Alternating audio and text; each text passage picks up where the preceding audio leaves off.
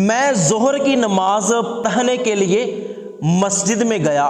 میں نے مسجد کے اندر ایک عجیب و غریب منظر دیکھا۔ میں نے دیکھا کہ مسجد کے اندر 3-4 بچے ایک جگہ بیٹھے ہوئے ہیں، ان کے ہاتھ میں موبائل ہے اور وہ موبائل پر گیم کھیل رہے ہیں، ساتھ ساتھ ہنستے ہیں، مسکراتے ہیں، باتیں کرتے ہیں۔ میں مسجد میں تھوڑا آگے گیا تو میں نے دیکھا کہ ایک بندہ مسجد میں سویا ہوا ہے۔ پھر میں نے مسجد میں دیکھا کہ 2 بندے مسجد میں بیٹھ کر الیکشن پر بات کر رہے ہیں کہ اس مرتبہ کون جیتے گا۔ اور میں نے مسجد میں ایک بندے کو دیکھا کہ جو مسجد میں کرسی پر بیٹھ کر بڑے مزے کے ساتھ فون پر کسی کے ساتھ باتیں کر رہا تھا۔ تو مجھے بڑا غصہ آیا کہ یہ مسجد ہے یا بیٹھک ہے؟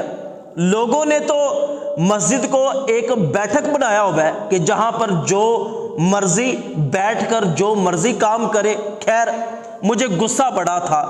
میں نے ظہر کی نماز پڑھنا شروع کی۔ نماز پڑھنے کے بعد میں نے دعا مانگی اور امام مسجد کے پاس گیا چلا۔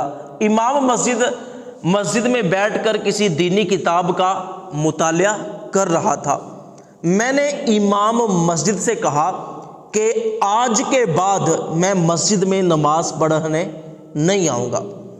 امام مسجد نے حیرت کے ساتھ پوچھا کہ کیوں، کیا ہوا ہے؟ کسی نے آپ کو کچھ کہا ہے؟ تو میں نے کہا کہ آپ کو نظر نہیں آ رہا مسجد کو لوگوں نے بیٹھک بنایا ہوا ہے؟ وہ دیکھیں، بچے مسجد میں بیٹھ کے موبائل پر گیم کھیل رہے ہیں، ہنس رہے ہیں، باتیں کر رہے ہیں، اور ادھر دیکھو ایک بندہ کرسی پہ بیٹھا ہوا ہے اور وہ فون پہ باتیں کر رہا ہے، گپیں مار رہا ہے، اور وہ 2 بندے مسجد میں بیٹھ کر الیکشن پر بات کر رہے ہیں کہ اس مرتبہ وزیر اعظم کون بنے گا، کون جیتے گا، یہ مسجد ہے کیا ہے؟ تو امام مسجد نے کہا کہ آپ کے سارے سوالوں کا جواب میں دیتا ہوں، آپ ایک کام کرو، میرے ساتھ آؤ۔ تو میں امام مسجد کے ساتھ چلا گیا۔ امام مسجد 2 پیالے جس کے اندر پانی تھا وہ بھر کر لایا اور دونوں پیالے امام مسجد نے میرے ہاتھ میں پکڑا دیے اور مجھ سے کہا کہ آپ نے یہ دونوں پانی سے بھرے ہوئے پیالے پکڑ کر مسجد کے 4 چکر لگاؤ، لیکن پانی نیچے نہیں گرنا چاہیے۔ میں نے کہا کہ ٹھیک ہے، یہ کون سا مشکل کام ہے؟ تو میں نے دونوں پیالے اپنے ہاتھوں میں پکڑے اور میں نے مسجد کے 4 چکر لگانا شروع کر دیے۔ اب میری مکمل نظر پانی کے پیالوں پر تھی کہ چلتے ہوئے کہیں ایسا نہ ہو کہ میں ادھر ادھر دیکھوں اور پانی پیالوں میں سے نیچے گر جائے۔ جب میں 4 چکر لگانے کے بعد امام مسجد کے پاس واپس گیا تو امام مسجد نے مجھ سے پوچھا کہ اب بتاؤ پانی تو نہیں نیچے گرا؟ میں نے کہا کہ بالکل نیچے نہیں گرا۔ پھر یہ بتاؤ کہ مسجد میں لوگ کیا کر رہے تھے؟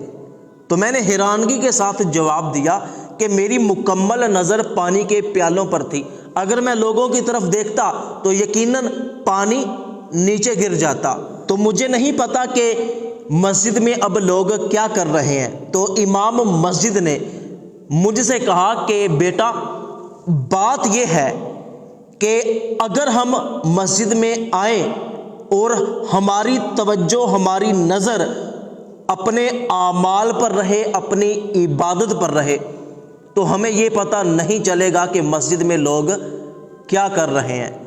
لوگ مسجد میں آتے ہیں اور دوسروں کو دیکھنا شروع کر دیتے ہیں کہ کس نے آج سنتے پڑھی ہیں، کس نے نہیں پڑھی، کس نے آج نفل پڑھے ہیں، کس نے آج نفل نہیں پڑھے، کس نے آج قرآن پڑھا ہے، کس نے آج قرآن نہیں پڑھا۔ تو دوسروں کو حقیر سمجھنا شروع کر دیتے ہیں کہ فلاں بندے نے آج سنتے نہیں پڑھی، فلاں بندے نے آج نفل نہیں پڑھے۔ ہو سکتا ہے کہ وہ سنتے اور نوافل سنت طریقے کے مطابق گھر میں جا کے پڑھتا ہو۔ باقی رہی بات مسجد کے ادب کی، تو آؤ لوگوں کو اکٹھا کر کے ان کو مسجد کے آداب بتاتے ہیں۔ تو میں امام مسجد کے ساتھ جا کر مسجد میں بیٹھ گیا، تو امام مسجد نے لوگوں کو اپنے قریب بلایا اور امام مسجد نے لوگوں کو یہ حدیث مبارکہ بتائی کہ نبی کریم صلی اللہ علیہ وآلہ وسلم نے ارشاد فرمایا ہے کہ قرب قیامت لوگ مسجدوں میں بیٹھ کر دنیاوی باتیں کریں گے، تو ان کے ساتھ تم نہ بیٹھنا، ان کو نہ اللہ پاک سے کوئی کام ہے، نہ اللہ پاک کو ان سے کوئی کام ہے۔ تو ہمیں ہرگز مسجد میں بیٹھ کر دنیاوی گفتگو نہیں کرنی چاہیے، ہنسنا نہیں چاہیے، الیکشن پر بات نہیں کرنی چاہیے، فون پر گپے نہیں مارنی چاہیے۔ نبی کریم صلی اللہ علیہ وآلہ وسلم نے ارشاد فرمایا کہ مساجد نماز پڑھنے کے لیے، قرآن پڑھنے کے لیے اور صرف اللہ پاک کا ذکر کرنے کے لیے بنائی گئی ہیں۔ تو دوستو، اس حکایت میں ہمارے لیے درس ہدایت یہ ہے کہ ہم جب بھی مسجد میں جائیں تو مسجد کے ادب کا خیال رکھیں، دنیاوی گفتگو سے مسجد کے اندر پرہیز کریں، فون پر بات کرنے سے، ویڈیوز وغیرہ دیکھنے سے، میوزک وغیرہ سننے سے پرہیز کریں، مسجد میں بیٹھ کر صرف اللہ پاک کی عبادت کریں یا قرآن پڑھیں، اللہ کا ذکر کریں۔